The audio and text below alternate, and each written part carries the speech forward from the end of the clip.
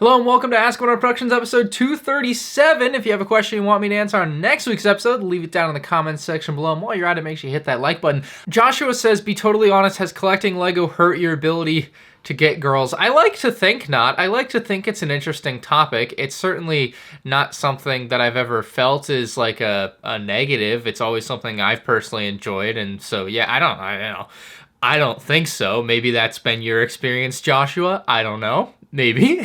Crazy Dog 17 says, if you were to give 10-year-old Ryan $500, what would he buy, Lego or otherwise? So it's 2007. Literally the only thing in the world I want is Lego Star Wars sets. That's how I ended up getting a lot to like start off, basically, is because it's literally the only thing I would buy.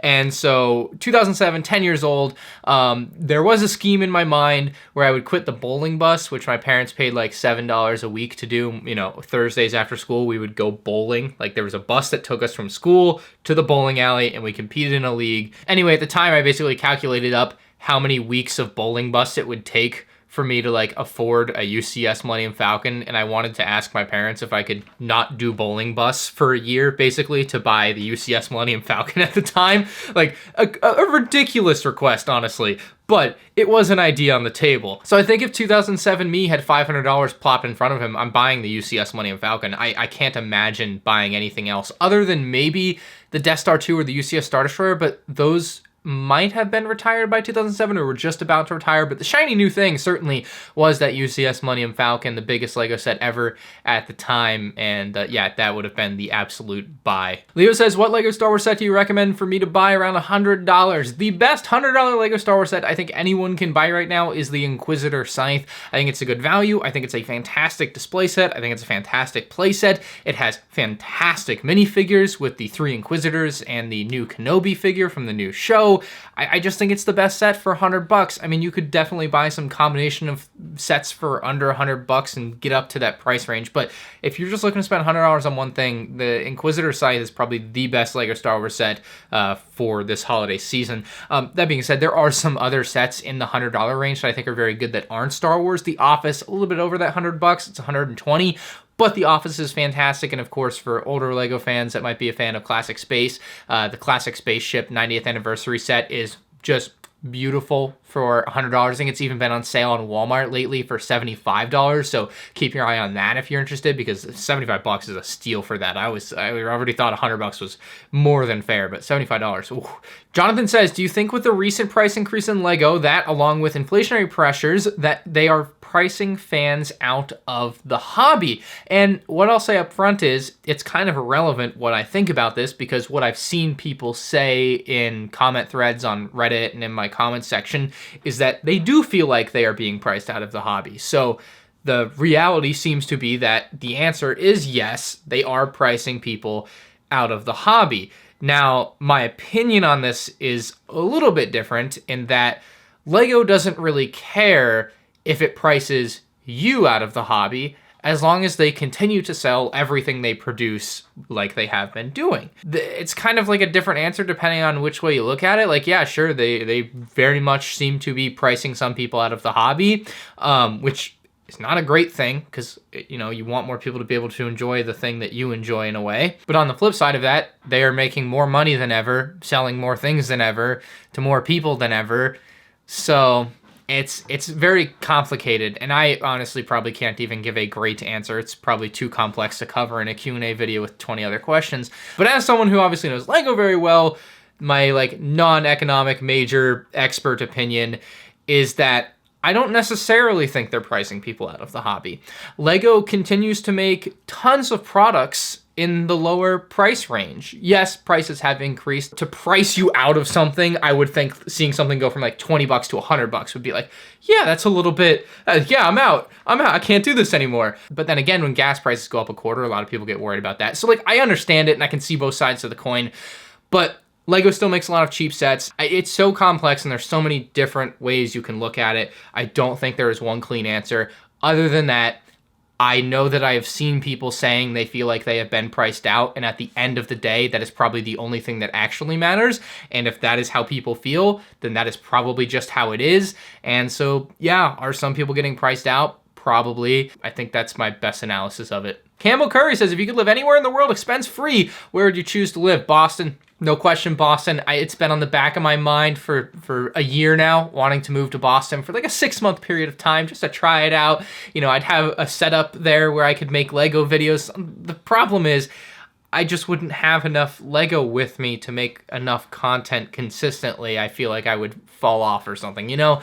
But I would love to live in an apartment in Boston. The problem is I would want 1 bedroom, right? Which you would think, not that bad. 1 bedroom apartment in Boston is like $4,000 a month. It's ridiculous. So if I could live there expense free, oh dude, 1,000%. And I feel like the idea of me wanting to do this like 6-month Boston thing as like a just for fun life experience, right? Really got cemented when I went there over the summer to go to the Celtics game in the finals, and like it was just great vibes, and the weather was awesome in the summer, dude. No, I have a lot of family up there too, so that would be somewhat of a tie to make me want to be there like an hour away, right? So yeah, I would love to live there expense free. I guess if I could live there expense free, I would get a bigger apartment and I could bring a bunch more Legos and make tons more videos while I was there, right? I just also think it'd be great for my vlogging channel, MandR Vlogs. By the way, if you haven't subscribed to that channel, get subscribed. We're nearly at 100,000 subscribers. But like, just a different world I'm in if I'm in Boston, right? Like it would just completely change a bunch of vlogs, and I could do so many different things and explore new places that, like I've been doing around Florida for the past 5 years on that channel. So I would look at that too as a big positive of something like that. But ultimately, $4,000 a month for rent, it just doesn't sit well with me, and I couldn't quite swing it. Hot topic for today's video, perhaps Mike says, not sure if it's just a coincidence or if there's something to this, but it does seem odd that we have seen mocks of UCS AT-ATs, UCS Luke's Landspeeders, UCS Razor Crests, and now LEGO is releasing them as official sets after the mocks. Are they stealing the ideas from mock designers? Your thoughts? I think the answer to this is quite simple, and it's a no, and for good reason. And like, it makes sense that this would be a pattern you could see, but you could also look at many LEGO Star Wars mocks that LEGO Star Wars designers haven't made a set from the same source material, right? And so I'll work backwards here with the UCS Razor Crest. It makes a ton of sense that someone could whip up a mock of a large Razor Crest faster than LEGO would get a product to market for a large Razor Crest. No question in my mind. That's how it will and should happen every single time. A fan can make it faster than the whole company can get it done, put in a box, and sent around the world to customers, right? That's just gonna be the case every single time.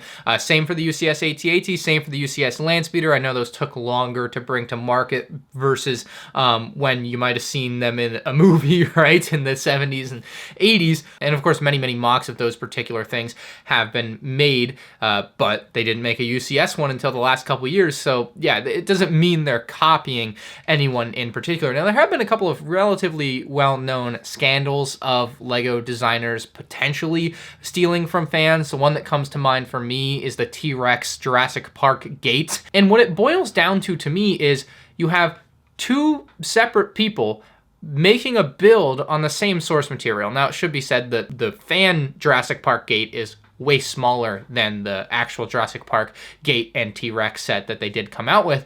But like, you have 2 people making something based off the same source material.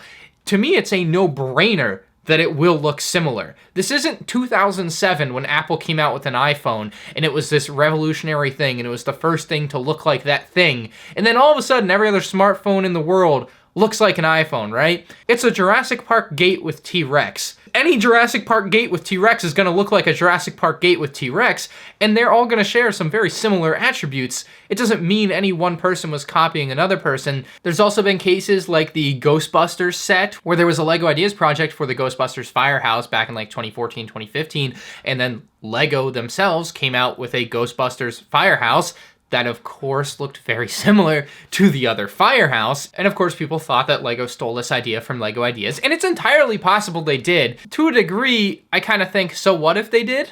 Like they can make whatever they want based on whatever they want, and people put ideas out there all the time, like the 501st Battle Pack, which obviously the fans got made. You know, we did that, right? But it's not like they stole the idea from us. That shouldn't be the way people react to that, right? It's like, oh, we got a set made that we wanted to buy. That's cool, right? And that's how it was for the Final First Battle Pack. Not so much with other sets like the Ghostbusters sometimes, right? But they say things like the Firehouse headquarters was developed independently of any LEGO Ideas submission depicting the Firehouse because of their relationship with Sony, blah, blah, blah.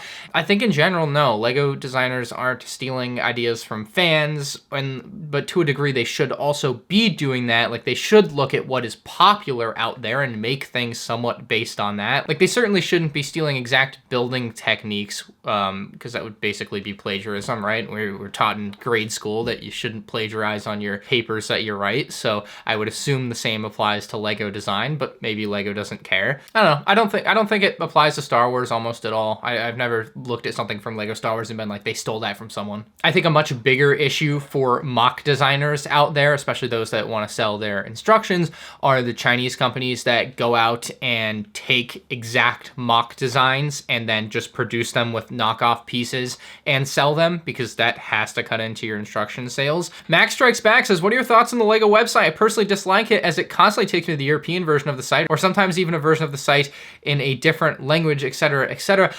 Dude, I have had problems with the LEGO website lately too. I have had the issue where it just plops me into another country for no particular reason. I don't, you know, like, I have no idea why. And then the other issue that I have with the website is adults welcome and all, that's great. But like, can we stop prompting me to press I want to shop or I want to play every time I open your dang website? Keep me logged in and keep my preference. There's a lizard trying to eat a fly on my window right now. Keep me logged in. Let me see. Where'd it go? Maybe he got the fly. I'm not sure. Oh no, he's gone. He's running away. Yeah, he's always there. That's funny. Back to the video. I just want to go on the website and shop. It is such a nuisance to me to have to tap one thing every time I join, and then I have to press accept all cookies. Like, I'm logged in, just remember me for once. Adog77 says, LEGO best take notice of you taking a sponsor deal from a knockoff LEGO. Now, I talked about this a couple weeks ago, but essentially why I'm much more open to taking a look at other building block companies now is that LEGO didn't seem to care about someone like me, and there's many other LEGO creators that kind of feel the same way about this, but we'll leave names out of it. But LEGO doesn't properly value their creators at all, and I don't even know how to even begin. You know, I look at a situation that Twitch is having now where they are improperly valuing your creators, or their creators rather, and it's gonna hurt them, and it might hurt LEGO, it might not, I don't know. But I do know, and what I can tell you to give you an idea of why I was hurt by the way that I felt LEGO treated me and how vastly undervalued I felt by them, is you can imagine what a channel with 500,000 subscribers that is incredibly loyal to a brand and does videos about that brand every day, sometimes negatively. Yes, of course, I'm gonna speak my opinion. That's part of what makes me unique on here. But to be brutally honest, for the 60 seconds you saw last week, I got more than the entire value of everything that LEGO has ever sent me for free in about a year and a half of being in their ambassador program. On one hand, it's like a thank you to the viewers for even making that possible. And on the other hand, it's amazing that LEGO could just so vastly undervalue their creators like that. It's appalling to me. I feel like I'm talking about it as candidly as I can. That's just where it is. I want to take a look at some of the other stuff that's out there. You know, when you spend years making, a dozen videos talking about how these knockoff companies can be very bad in some ways, especially where they're going and stealing mocks, and I burn the stuff in videos and show the dark side of the knockoff LEGO stuff, because there is some bad stuff out there. I think the Astro Boy is actually a really good looking set, and I'm gonna keep it up on the shelf there next to Big Yoda for a while. And I look at Panacea as a company akin to like Mega Constructs, or right, like where it's a company that is also making building block sets, and as long as they're not stealing designs from people, it's no different than LEGO, right? You're making your own blocks and you're selling them as their own sets. And so to be that devoted to a brand and then have that very brand tell you, yeah, we don't like you anymore because you said you might start promoting these things, these fake things, and even though you had done just the exact opposite for years and years and years, that obviously helps their brand. Like, you just can't. You can't sit there and get walked on if you're me, right? That's how I feel, at least. And that fly got, it's another fly for the lizard. The reason the lizard stays here is because my lights bring all the flies in, so they come to the window and then the lizard eats well. But yeah, to get paid more than what Lego valued me for over a year and a half, and that's for tens and tens of millions of views to you know, get some free sets and that's it. And at that, be lied to constantly by them, not be given opportunities that people that bring less to the table than me are given. You know, I look at things very matter-of-factly like that, very like value-driven, right? And I brought a lot of value to the table. I didn't feel like it was reciprocated. And ultimately, that's how I've ended up where I am. So unless Lego comes to me and brings me an exclusivity deal, much like, you know, a Twitch streamer might, you know, get a deal from YouTube to go stream on YouTube, exclusively on YouTube, right? Unless there's something like that, I see no reason to be loyal to Lego because they haven't been loyal to me in my eyes. I have a lot of problems with the company, specifically the way they treat their ambassadors, you know. There's no contracts, no NDAs, nobody signs anything. It's so loosey-goosey. It's terrible. Like, I just think it's awful, you know. And so, you know, why would I not look and see what else is out there? I wish the people that ran their marketing ambassador thing actually had, you know, any sense, because they just don't, apparently. So yeah, that's where we're at. Diet says, is there any Lego theme you regret collecting a lot of? Avatar comes to mind. You know, it's funny you say Avatar comes to mind. I don't know if this is for you specifically or for me specifically, but I don't know how you could regret collecting a lot of Lego Avatar when there's only literally 2 sets. I own one of the 2 sets. I'm kind of upset I never got the second one, but I think there's only one sub-theme of Lego that I regret collecting a lot of. Maybe 2. It's one, I've sold off a lot of both of these. Lego Movie 2, I basically owned like every set at some point. I reviewed them all. I enjoyed the movie. Just because some of the sets I ultimately did, like I bought a Junior's Lego Movie 2 set, bro. Why did I buy a 4+ Lego Movie 2 set? I don't know. It's because it was there early at Walmart, I think. But like, I don't know, there's just a few sets in there. I'm like, why did I buy this? It's mostly just a completionist thing that was kicking around in me at that point. And then the collectible minifigures, I just had way too many of at one point. And then Legos made it very easy for me to decide to cut ties with buying CMFs because of changing to boxes, making it impossible. You know, it's more of like a moral, like what's right and wrong here with blind bags. Now it's a complete gamble on what you're getting with CMFs, and I'm just not into that. So I'm not going to be taking part in that. Lego Dots. I forgot I even had any of these. Why have I bought so many Lego Dots set? I'm looking at my brick set collection. I did a whole Lego Dots video back in like March of 2020, I think. I even like went to Joann's trying to find that stuff early for some stupid reason. I don't know why I tried to do a Lego Dots review video.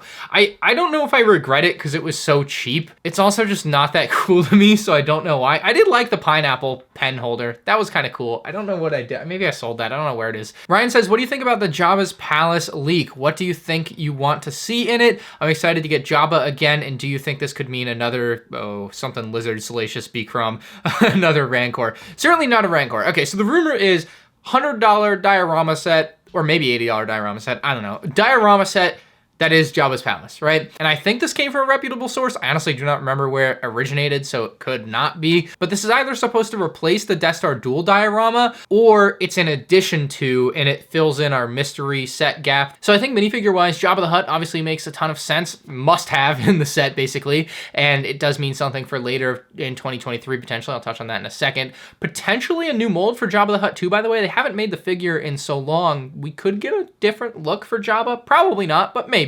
And then secondary to Jabba, I would be surprised if we didn't get like a Bib Fortuna and a Leia in her disguise. And of course, you'd have to have Han Solo and Carbonite to go with that. And then maybe one other figure. I don't know, Salacious Crumb could be that extra figure there. Maybe Luke Skywalker so he can stand over the grate. But of course, as a $100 diorama set, they're not going to include a Rancor that goes underneath. That all of that's not going to be there, right? It's just going to be a top level Jabba's Palace, I would assume. But this sounds super plausible as a rumor, and it's something that I really do hope comes true for 2023, because it just seems like something that'd be a really cool set for the 40th anniversary of Return of the Jedi. Now, what does it mean for later in 2023? Well, the way I see it in 2023, for the second half year big UCS Master Builder Series set, there are really 3 things that can happen. There's the Death Star 2, which I think is the least likely. There's the Master Builder Series Ewok Endor set that I think is the most likely.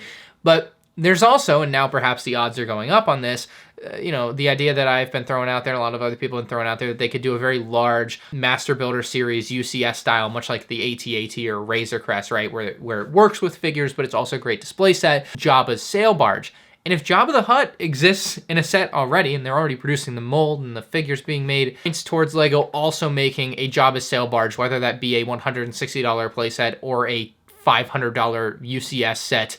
You know, I don't really care. I would kind of prefer a $500 UCS set. They've already done a couple of the smaller play sets. But, you know, it definitely puts that possibility really on the table if this rumor ends up coming true. And finally, from McMurder Them Softly says, have you kept tabs on any sets that experience sagging over time? If so, which ones? I'm not aware of too many sets that sag over time due to the weight of their own build. There really just aren't that many of them in general, I think. The ones that I know of are the 2002 UCS Star Destroyer, and people were worried about the 2018 UCS, or 2017 UCS? 2019 UCS Star Destroyer. Man, I'm slipping. But no, I haven't really kept tabs on them. It's actually a sort of out of sight, out of mind thing with those Star Destroyers for me. I know that 2002 one in particular is one that definitely had sagging. I think they fixed the problem in 2019, or at least they claim they did, right? But I think right now my 2019 one has been holding up. My 2002 one, I'm sure, is starting to sag a little bit. It's been built for a few years. But yeah, I honestly haven't kept tabs on them because I'm a little bit scared to look and find out. Like, I want to remember it in its perfect state that I put it out there in, not look at it and see it's saggy, but hopefully not. Anyway, guys, let me know if you have questions for next week's episode. Drop them in the comments section below. You just might get picked. If you enjoy, hit the like button. If you're new to the channel, subscribe. I'll see you next week. Peace out.